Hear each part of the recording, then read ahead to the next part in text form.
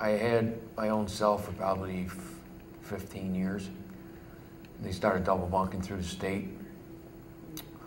And for the most part, you got to pick your bunk if you were cool with somebody, you know, so.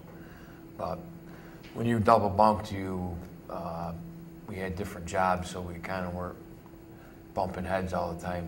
I had a job during the day, and my bunkie had one towards the evening, so we always gave each other our space. But you know, that's why one thing I didn't want to go to a medium, because you're in a dorm, you know, with 60 guys, you're just in one big room, you know. At least when you're in a cell, you're locked in, you're kind of secure at night, you know, so.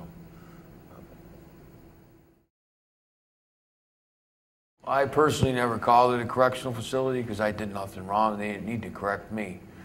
But other people I know, there is some people that belong in prison.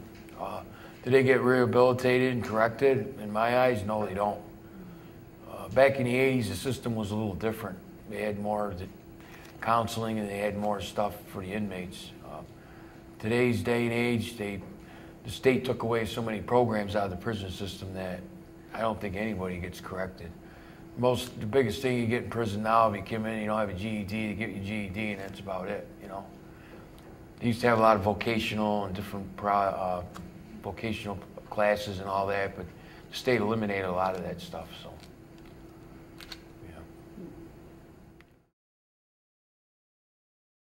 There's another aspect to this case too. Thank God that Mario Cuomo was the governor at the time the state was convicted. He would never reinstate the death penalty. Because after 20 years, I could have gone to my son's execution instead of exoneration. And that's a real scary thought for everybody. After 20 years, he could have been executed.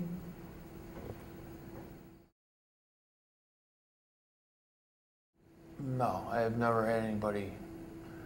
You know, everybody believed in my innocence since I've been home. You know, there may be somebody out there that thinks that I was guilty, but maybe the 12 jurors that said I was guilty.